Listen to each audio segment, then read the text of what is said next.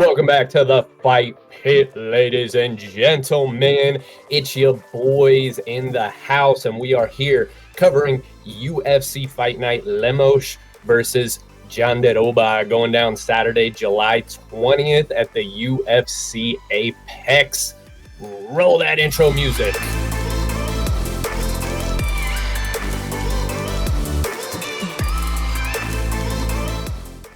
It's Fight Pit time, ladies and gentlemen. Thank you guys for joining us. You know the crew. I am Drew, High Fight IQ. We got 12 Gaugemus Maximus to my left, right? Hanging downstairs in the downstairs apartment. We got the Gold Mule, Kai Guy. And welcome back, adjacent Cata Corner. We got Shaun of the Dead, Mr. Bad Beats. Good to see you, fellas. How we doing today, boys? We got some winners. We got winners. Yep. We got winners. Turtle of Iron is the dopest name. So awesome. Dude, that is such a good nickname. So great. We got a good one coming up this weekend, folks. It's the Fight Night. We got Amanda Lemos versus Verna Jandiroba.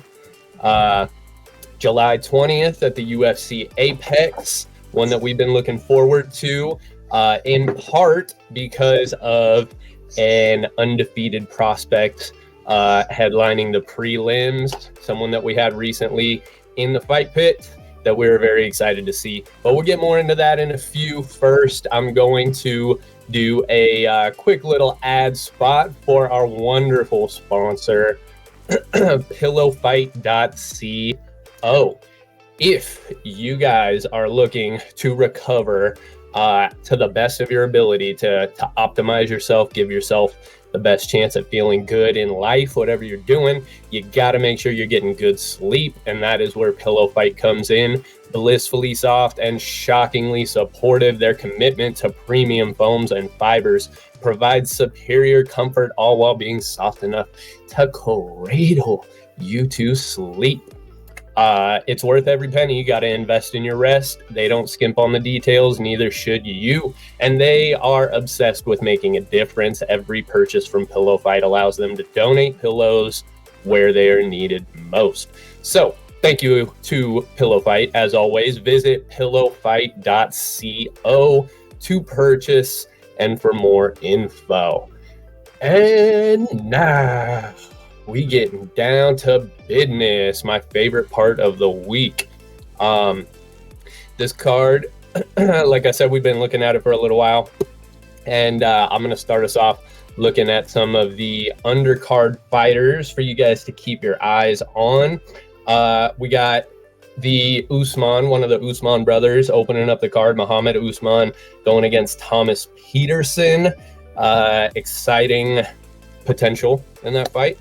We'll see how it goes. You know how those big boy fights go. Luana, Carolina, Lucy Pudilova would be a I don't remember what weight that one's at. 125. 25. Yep. Okay, so we're going from the big boys straight to the 25ers. Those are two exciting fights to kick it off. Trey Ogden also, and then Miranda Maverick versus Dion Barbosa. That one I think is possibly a sleeper. I think that one's going to be sick. Brian Kelleher versus Cody Gibson. Also, I'm freaking hyped for that fight. I'm hyped as hell for that fight, bro. I don't ever like getting too ahead of myself, but this might be one of the ones where fight of the night happens a lot earlier in the night than we expect. Brian Kelleher versus Cody Gibson is a banger. Both of them coming off of losses, so they're looking to bounce back. They're looking to put on an exciting fight, and those guys are the ones that are capable of doing it. And then, as I said before, headlining the prelim cards, the homie Hyder, the Hurricane Emil, Team Scrap Pack, baby, going up against Jiangyong Lee. Now, this one is super close. This is going to be the one that I open up the official picks with because of course, unabashedly biased. We got Xiangyang Li is 11-1. He is on an 8-fight win streak versus Hyder Emil, who's 9-0 on a 9-fight win streak. Both of these guys are coming off wins. Obviously, they both have finishes every which way, KO, submissions, decisions. This one I don't see going to the cards, but if it does, I got Hyder. If it doesn't, I also got Hyder. So not too much to jot down on that one. But that one's going to be like I said, possible fight of the night candidates from the get-go. Or the prelims are stacked. There's going to be those last two, the Lee and Hyder Emil, and the Kelleher, Cody Gibson, Miranda Maverick, Dion Barbosa, and then we got Ogden. I like Pudilova. She's capable of throwing some wrenches into your parlays for sure. Then Muhammad Usman, Thomas Peterson, those two big boys coming off of losses. We cover it just about every single week in the fight pit. Be careful with the big boys. Muhammad Usman is a decision machine. So yeah, he's got he has just as many decisions as he does KOs. He's 3-2 in his last 5, coming off of a unanimous decision loss. Both of these guys are coming off of UD losses. But Thomas Peterson has, in his 8 wins, he's 8-2. He has only finish wins. He has 7 KOs and 1 submission. So that's, I gotta agree with Gage. If Thomas Peterson, I think, doesn't get the finish, I'm gonna have to go Usman decision if he's gonna pull that one out. Does anybody? The floor is open. Do we got any other any prelim fights that you guys are throwing on? Do we got any dogs of the week or locks of the week on the prelims for you guys? Man, for me, Hyder's got to be the dog. Hyder's got to be the dog of the week. That, like, at plus 170, that's just too tempting because he is so good, and he's gonna put the featherweight division on notice, I think.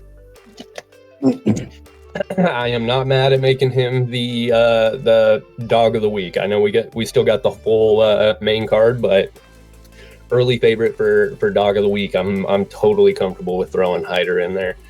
Gage, Sean, you guys got anything special you want to add? That Brian Kelleher fight's going to be a banger. That is under a black sheep for fight of the night. That's going to be so good. Yes. A banger. Yes. Both of them, like I said, coming off of losses. They're both 2-3 in their last 5. And they both have a lot of finishes. They both have double-digit finishes each. Sean, if you got welcome back, by the way, good to see you. If there's one fight on the prelims for everybody to tune into, let them know which one it is and why. Well, I have to go with Brian Kelleher versus Cody Gibson also, just because, like we're all saying, there's a good chance that's fight of the night. Definitely when you look at the main card, we'll say more about that later. This is definitely a fight that should be on the main card. But just another name I want to throw out there, Miranda Maverick. She's now on the prelims of a fight night. She had, like 2 years ago, she was a fight night main event, and it's just, hopefully she gets back on the right foot, just because she's been on a little bit of a down spell in general, like where she's going in rating wise. So hopefully she gets back on it, because we don't have too many young women in the UFC that are pushing it, like Gage said. Hey, Gage and Kyle both were talking about before we got on here. I agree. Miranda Maverick's, her ceiling seemed like endless, non-existent. Just, a year or 2 years ago or so. And to your credit, she's still only 13-5. She's 4-1 in her last 5, coming off of a unanimous decision win over Andrea Lee. Always a tough outing. I have Miranda at 15-5 online. Oh, is it? Well, yes, it says 15-5, but okay. It's UFC site. You never know. Yeah. Sure, dog. I went all Sherdog, so blame Sherdog on that one. I mean, well, this fight was supposed to be Tracy Cortez against Miranda. Right. Yeah. Right. And that does throw a little bit of a curveball in there too. And they're both coming off wins, so it's not like, there's a real Sean kind of mentioned it. I think there are a couple fights you could swap between the prelims and main event and make a better card. But that's just, we'll get into that. and if it was still Miranda Tracy, 100%, you can. That's a main card fight. Yeah, that'd probably be co-main. $1,000,000%. Do we have? I didn't make any picks other than the Hyder fight. Do we have any official picks on the prelims that anyone wants to throw out? All I have for prelim parlays is under 1.5 Brian Kelleher knockout. Ooh, I like clean. That is clean. That's that could be like one of those fights that they always have the option on William Hill. Not very often I'm tempted to bet it, but first minute finish is usually pretty like savage odds. It's always at least plus 1,000. But this one, crazy. Haven't seen that one. It's excuse me. Like I said, it's usually pretty long odds. This one might be a different case given both of these guys' pedigrees, but might be something to think about, folks. Might be something to think about. But you got Brian Kelleher knockout under 1.5 and Hyder Mill money line. I'm not sure where this fight's going to go. Both of these guys are capable of getting finishes at any point in time.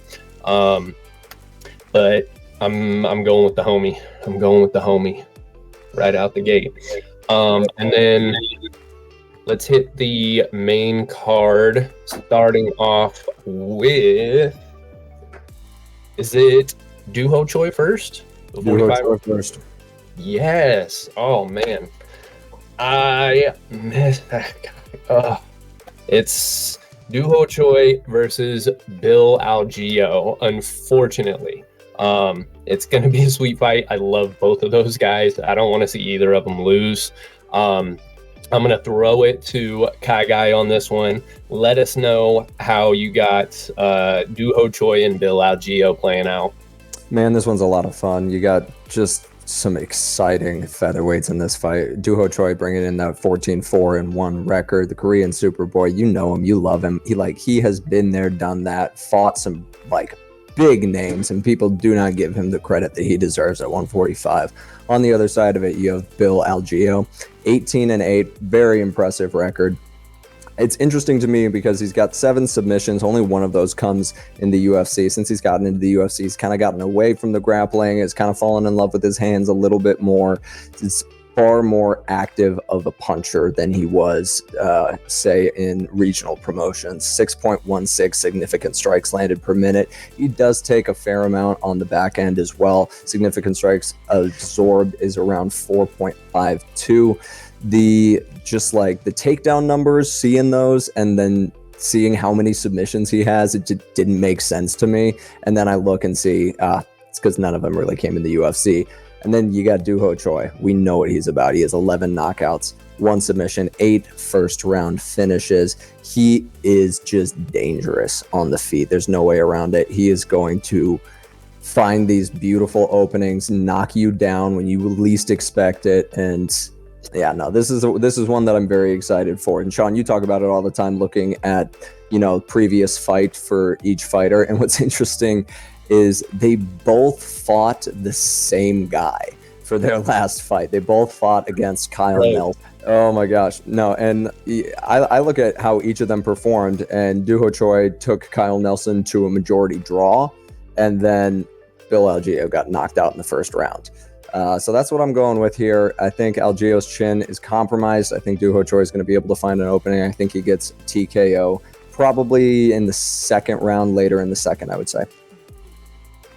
I like that. And I was personally a tad surprised to see that Doo Ho Choi opened up as plus money. I would probably throw this one a little closer to pick him if I was an odds maker. Mm-hmm. But that's we're going Duho Choi on that one. Going with the dog. Did you say under? What was the rounds on that? I'm actually gonna go. I'm going over 1.5. I'm not gonna go over 2.5. I don't think it'll be. Yeah, it's coming in the second. Solid. I like that. I'll go with that one too. The surprising thing too, seeing Duho Choi in his last 5, he's 1-3-1, just does not sound right at all. That guy's 11 KOs to Bill Algio's 11 finishes. And like we said, Kyle Nelson has been busy on this card. Not even the last time we're going to hear about that guy. No. Great. Like, that's the fun part. Dude has been busy. But the opening up on this one, we got Duho Choi by finish. So we got one finish to start. Duho Choi, also a dog. Is it contention for dog of the week, or is this just like underdog parlay potential? I feel like this is underdog parlay potential. I really like Choi in this fight, but Bill Algio is absolutely capable of taking this to a decision and getting the win that way. I don't really see him mixing in his grappling to try and get an advantage on the ground, because he just frankly hasn't shown me that in past fights in the UFC. But that obviously there's first for everything, so he might sprinkle it in and get a crazy submission. But I do like Choi in this fight. I think I like Hyder a little more. I can't disagree. At all. William Hill, Nevada currently has Hyder at a plus 160 and Duho Choi at a plus 145. So throwing just those two together, you're getting a plus 537. So make a few bucks on a couple dogs right out of the gate. And also, I think we got Miranda Maverick minus 220, of course. Where is? I don't even have Kelleher, and I got Kelleher at plus 185. Kelleher at plus 1. Damn. Kind of long odds for this fight. It's weird. Why? That does not make any sense. But hey, we'll see. We told you we got winners, folks. We didn't say they were going to be favorites. We just said they were going to be winners. Solid. I like that. We got some dogs right out of the gate. We already got a finish. Let's keep it moving on to the 25ers. We have number 14, Cody Durden versus Bruno Silva. Gage, I'm going to throw it to you on this one, my man. Let us know about Durden versus Silva.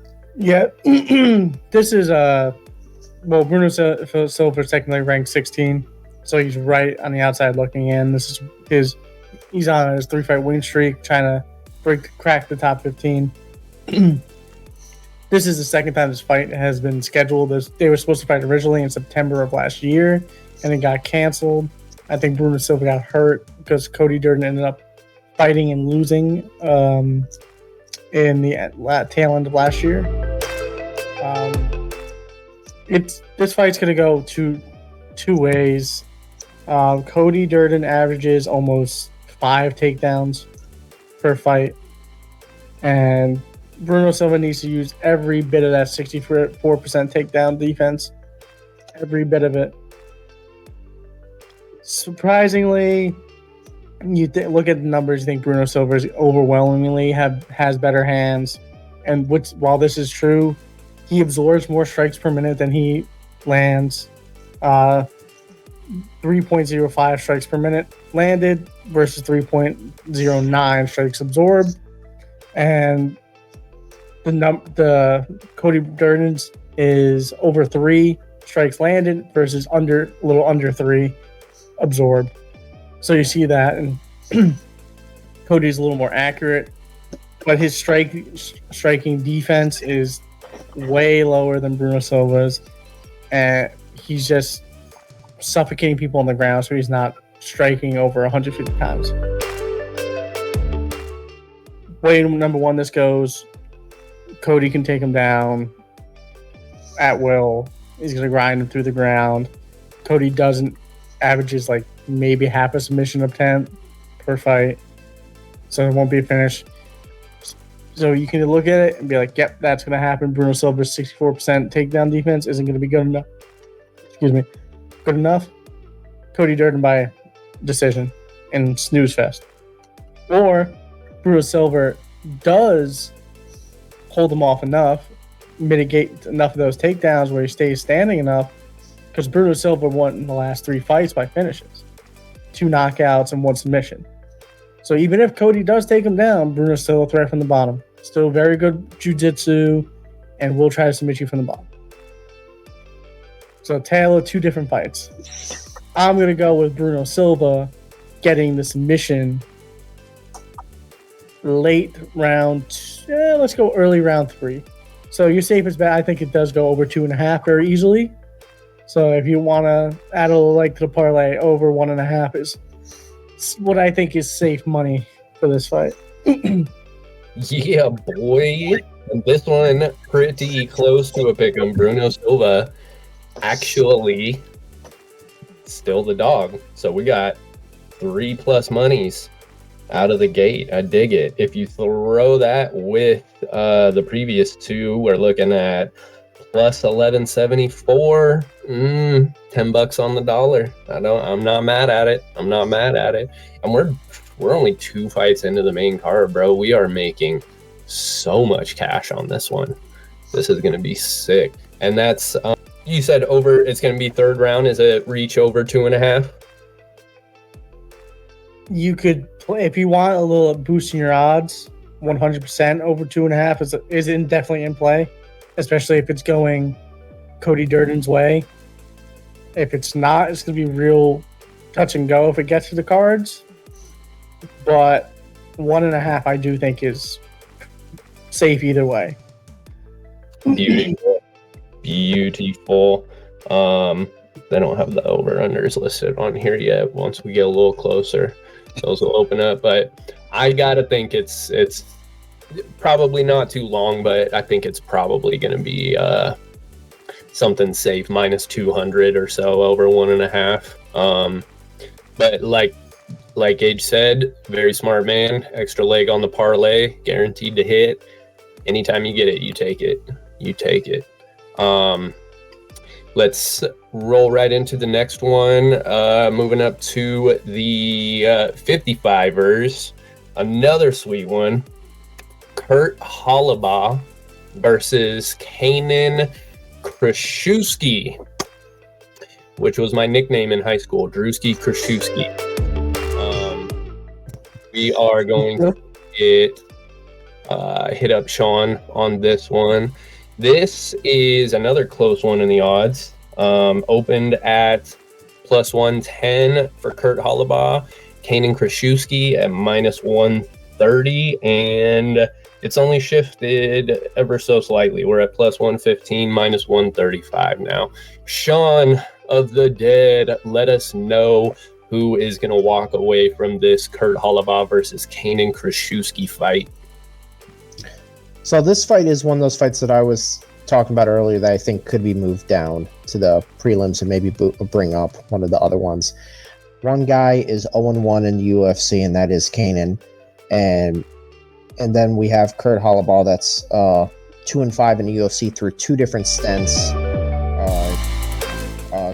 Kurt is 21-8 with 8 KOs and 10 submissions. Pretty damn good finish rate. He's coming off a loss in March, decision. So then in that fight, he did not take a lot of damage either. So it's not too bad. Kanan, he's 15-2, 4 KOs, 9 subs. So very good finish rate, but also only 0-1 in UFC. So maybe he was fighting cans. Lost by KO 8 months ago. Obviously, that's plenty of time. I think anywhere above 6 months is fine when getting a KO loss. This is a weird one, and I understand why the odds are like this. I think I might be sticking with the underdog here because Kurt does have knockout power. He hasn't had a knockout since 2017. But if Kanan doesn't get it to the ground, his knockouts were very early in his career and against who knows who. And that's where I think Kurt can at least has basically a better resume when it comes to fighting harder opponents. So this is a really tough one because these guys just not enough UFC experience here. And it's not like he was in Bellator or even PFL, either one of these guys. So it's a little bit on the tough side with that, but I'm going to say decision most likely. And I'm going to lean to underdog, even though he's 37 years old. He's on the older side, but he does have heart. You can see 2 stints in the UFC. First time he got in UFC, he was 30, then just got back into the UFC. So it's like he has heart. If it's a tough fight, I think he'll get it through. I'm going to say Kurt's going to win by decision. I'm going to say 29-28. We're going to pick another underdog here. Ooh, baby. Yeah. A lot of dogs on this card. Dogs on this card. It's the people going.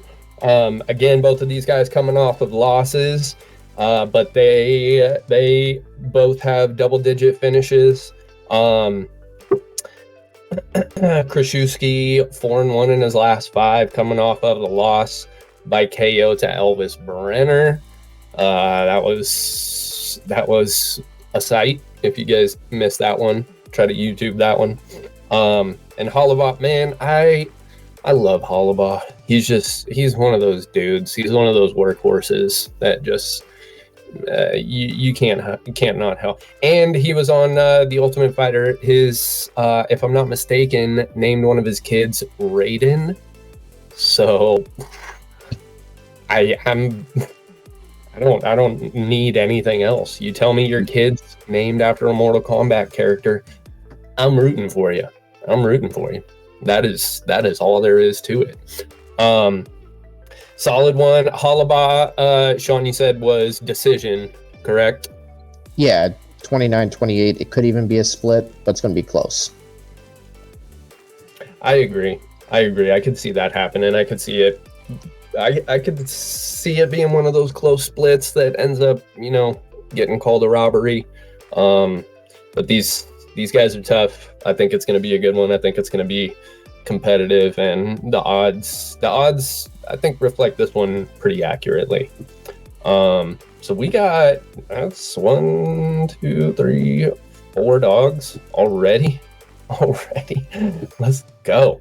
We're going to hit the next one, the other Choi. We got 145er Steve Garcia versus Sangwoo Choi. And as much as I would love to continue confidently picking underdogs, I'm going to have to break the streak on this one. Steve Garcia opened at a -150 to Sangwoo Choi's +125. Still pretty close odds. And I'm not saying that Choi can't get it done. I don't feel as confident in picking him on this one. Steve Garcia, 15-5, 12 KOs, 3 decisions, 4-1 in his last 5, coming off of elbow KO over Melquizal Costa. Sangwoo Choi. Jesus. I can't even say a one-time slow, bro.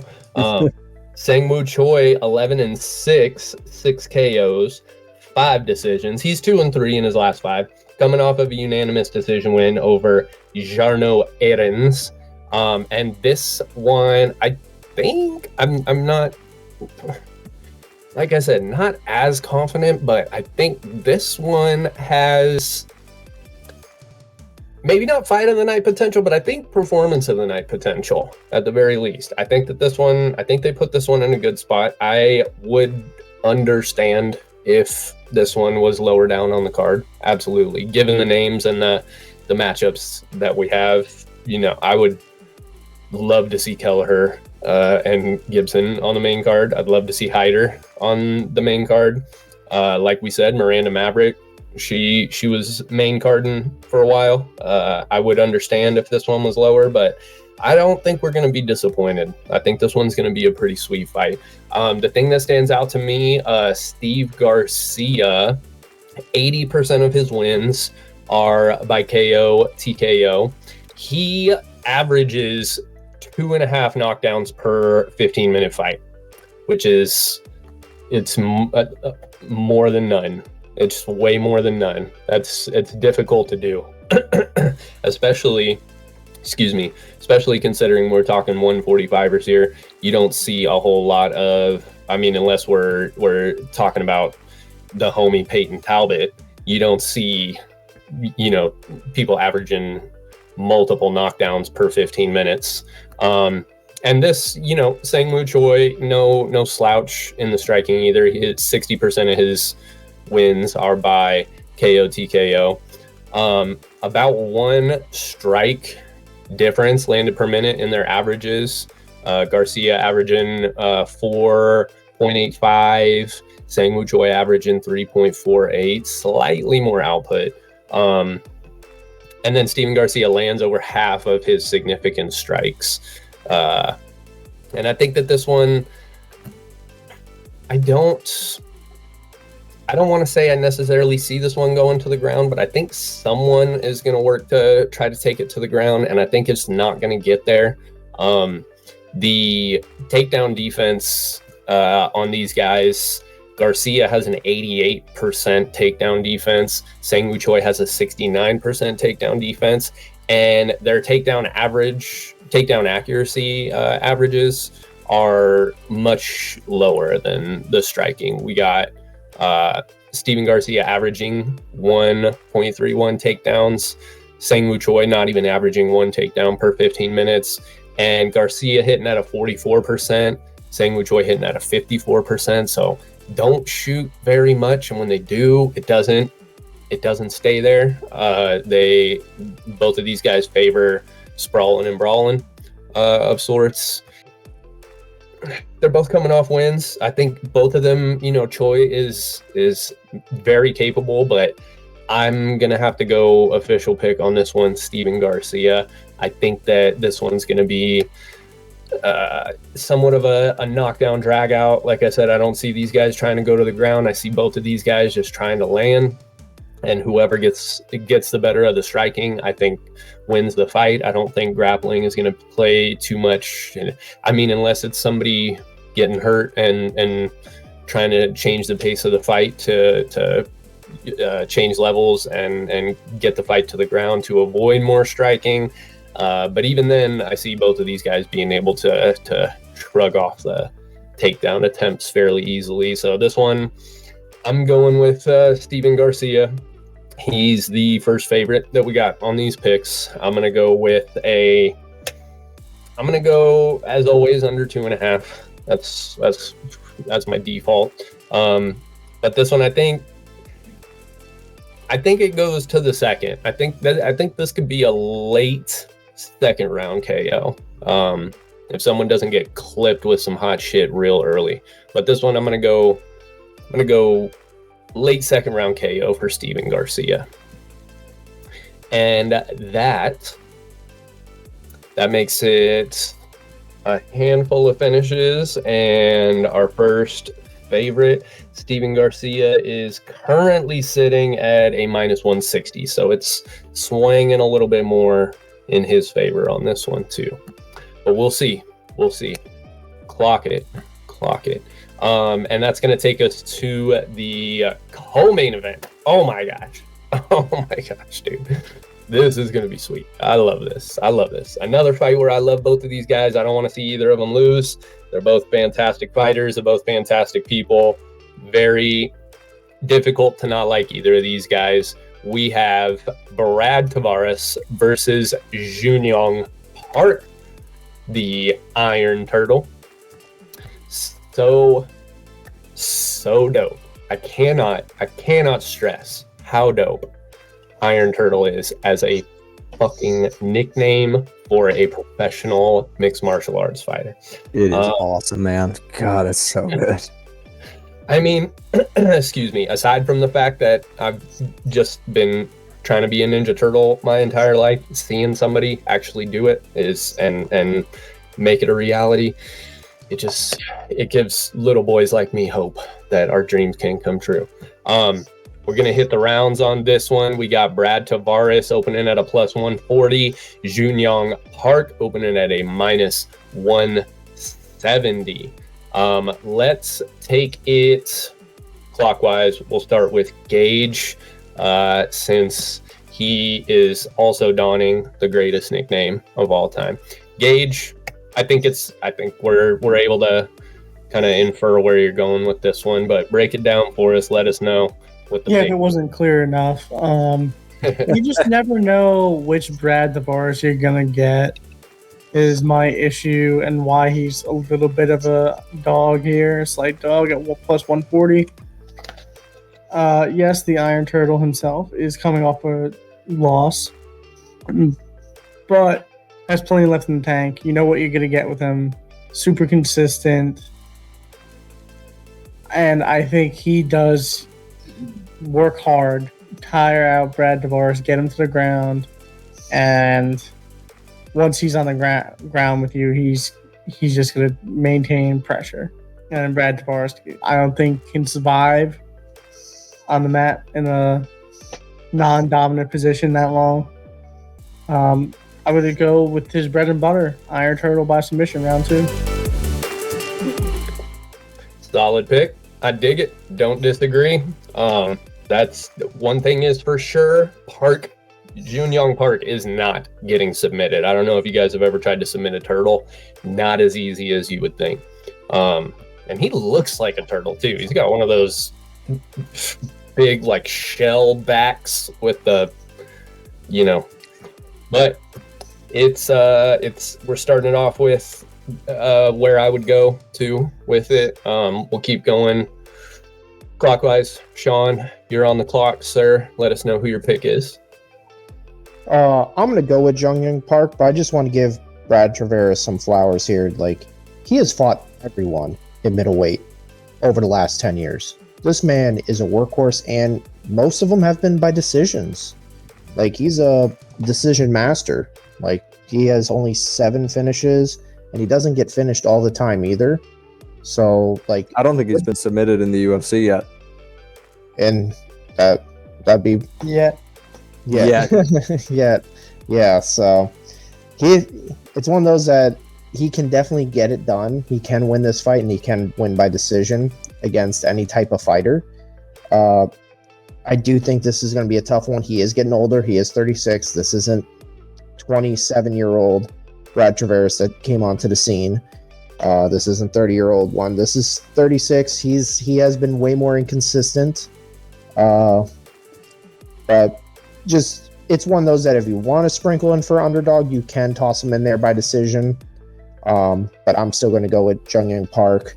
I'm going to say by decision because, once again, Brad Tavares doesn't get submitted. Junyoung Park doesn't have many KOs. He does have power, but that's not where he's going to win this fight, so he's probably going to go right to the ground. So we're going Park by decision. I like it. We got 2 for Park. Kai Guy, let me know. Are we splitting? I don't think we're splitting on this one. It's so hard to pick against Brad Tavares, but when you look at it, it's just like, it's such a huge disparity in the grappling department for me, and we know it. It's, if you have a really dominant grappler in there who can just impose their will like Junyoung Park can, it is so hard to pick against them. I've gone back and forth on method like 6 times just during this freaking episode, man. Because I so want to be like, yeah, no, people don't submit Brad Tavares. It's going to a decision, and Junyoung Park's going to win a decision. But the last time Junyoung Park was coming off of a split decision, he ripped off 3 submissions in a row. And he's coming off of a split decision. And this time it's a loss. So I think Jung Young Park's going to be pissed. I think he's going to go in there looking for a finish. I think he's going to find it in the second round. I'm going with submission. I changed my mind. Now I'm locked in. Locked in for the sub. Locked in for the sub. Then, and to your credit, absolutely coming off of a loss to Andre Muniz. Tough outing. Not like a fluke fight or anything. Was definitely close. One of those split decisions that, you know, highly competitive, and both guys had their moments. Muniz ended up walking out with it very, very easily. Could have gone the other way, and we could be looking at a win streak of sorts. But I'm gonna make it unanimous. I'm going with Park. Going by, I'm gonna say second round submission. I'm gonna give Brad Tavares a little bit of toughness points on this one. I think he'll be able to hang in there for quite a while if it does end up getting stopped. I'm going to say second round on that one. And that wraps up the co-main event. We got one more. The main event, women's 115 division. We got number 3 ranked Amanda Lemos opening as the underdog. Go figure, to number 5 Virna Jandiroba, open at a minus 140. This one, I do believe, is going to be a competitive fight. I think it's going to be exciting. I'm going to take it back counterclockwise this time. We'll start off with Kai Guy. Kyle, we got number 3 ranked Amanda Lemos is the underdog to number 5.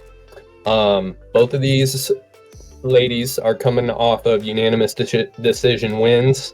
They both have double-digit finishes. This is looking to be a pretty competitive one. Let us know where we're starting off with Lemos and Jandiroba.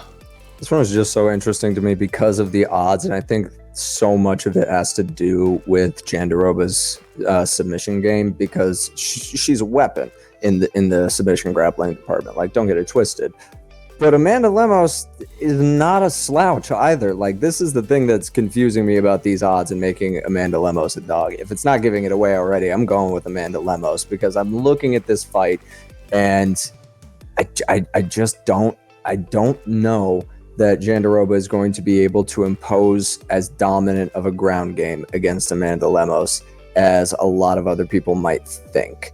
Amanda Lemos is very, very good at defending herself on the ground. She showed it when she fought Mackenzie Dern. She showed insane toughness fighting Zhang Weili through 5 rounds. Like, that does not get enough credit for Amanda Lemos. Taking Zhang Weili to the judges' scorecards on a 25-minute fight. I'm not going against Amanda Lemos here. It's going to be a little bit too much. Now, I do think there's a tendency you see with fighters who work their way up to a title fight, getting a lot of finishes. They get to the title fight, lose by decision, and they start to go to decision more and more often. They almost conserve their gas a little bit extra. So I think this one does go to a decision, and I have Amanda Lemos being able to keep it on the feet, get some really nice combos together. But Virna Jandiroba is very tough. I don't think she's going to get knocked out. This is why I'm going with the decision for Amanda Lemos. I couldn't agree more. That's just Amanda Lemos, title challenger against Zhang Weili. Like, bro. And then, like you said, in the last one against Mackenzie Dern, you know the grappling is Mackenzie Dern's. That's her family lineage, and ended up getting a unanimous decision win. Excuse me. I couldn't agree more. I think all the points are valid. Jandiroba 4-1 in her last 5. Also unanimous decision win over Lupita Godinez. So she's rolling. She does have the momentum. Sean, let us know where we're going with the next one. Who do you got for Lemos and Jandiroba? I agree with a lot of Kyle's points, and to add on to one of them was him saying that once you get higher up, sometimes you get in a lot of more decisions. The last time you have Virna to get a submission, even though she has 13, she is a weapon, 7 fights ago and 4 years ago. That's the last time she's got a submission. So yes, the submissions look like, oh, she has this incredible weapon. Well, she hasn't done it in quite a while. So what have you done for me recently? And that's where Lemos, on the other hand, she's gone against some really good power wrestlers and power hitters too. And she's perfectly fine. She gets off the ground. She doesn't tap. I think Kyle is spot on with this one. I'm going to be going Amanda Lemos. I can see her getting a knockout, but once again, she hasn't done that in about 3 years, I believe. But this is a tough one. It really depends if Burnett overshoots. And if she's like, oh, I need to get the takedown, then I see the knockout happening. But it could, if they're both trying to stay their distance, I see Amanda definitely piecing her up over 5 rounds and getting a decision win. So I'm gonna lean towards decision because, like what I say with women fights, it's incredible. It's 75% of the time it's a decision, while men is like, I think it's like 45% of the time it's this decision with men fights. So yeah, I'm gonna go decision on this one. Great call. Once again, could not agree more. Gage, are we splitting? No. People forget, like, these two women are close in age, so no one really has the advantage there because people look at Amanda Lemos and it's like, oh, she's 37. Okay, so it's most of the women fighting today. So that's moot point. Amanda Lemos is underratedly very strong on the ground. She's strong overall. If you look at the Wei Li fight, who is the best grappler you will fight against in women's MMA at this point in juncture in time. Like, if Wei Li wants Tatiana Suarez. I'm sorry, I can't. No, Tatiana Suarez. That's the most dangerous grappler. Yeah, it's a knee-jerk reaction. Wei Li, if she wants to take it to ground, is very, very, can't think of the word, perseverant. There it is. And we'll try to get you there. Amanda Lemos made it 5 rounds. Did absolutely get dominated through those 5 rounds, but she got there, which not a lot of people can say, especially with fighting for your life for 5 rounds. And threw up submissions against Wing. Yeah, she was credited for 2 submission attempts in that title fight. So even if she does go to the ground, she's still very dangerous either position. Makes very, very good getting it back to her feet. Very good defensive grappling. And I think she's a much better striker. Much better striker. And it's going to be hard to get her to the ground. And when you do, you're not safe either way. So I think in all facets of the game, have Amanda Lemos as a underdog, no matter how slight it is ridiculous. Like 2 fights ago, she was fighting for the title, and then she fought Mackenzie Dern and beat her at her own game. Because now she's seen the best, and she's going to hang with the best until she decides to hang them up. So I also will see this going to the cards, Amanda Lemos, UD. I like it. I'm gonna keep it unanimous, guys. I really don't get this. This should be a lot closer in the odds. I think if anything, if it's not a pick 'em, I think Amanda Lemos on just pedigree alone, on strength of schedule. We always say it. It does not get any tougher than the road that Lemos has been down. She's got top ring fighters. She's got a title fight under her belt against possibly a GOAT candidate in that division. And it's being able to fight off not only like Mackenzie Dern's grappling game, but being able to just last 5 rounds with Zhang Wei Li. You saw how dominant Zhang Wei Li was on the ground on the UFC 300 fight. I can't remember who the opponent was.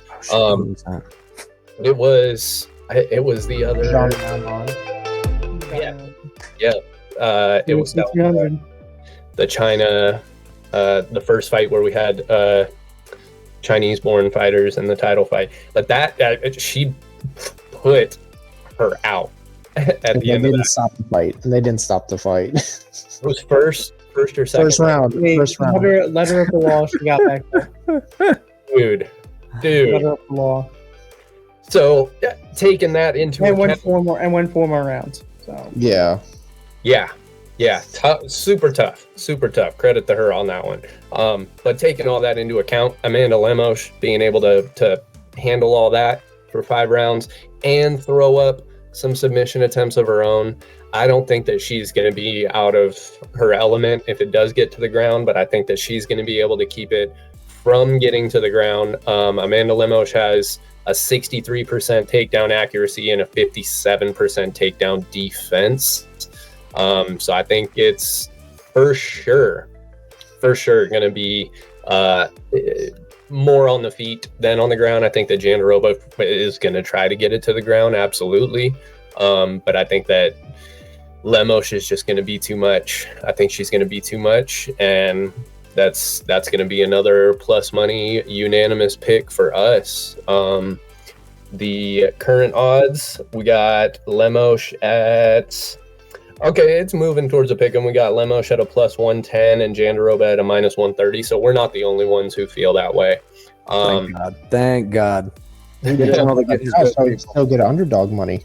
I'm jumping on that shit soon.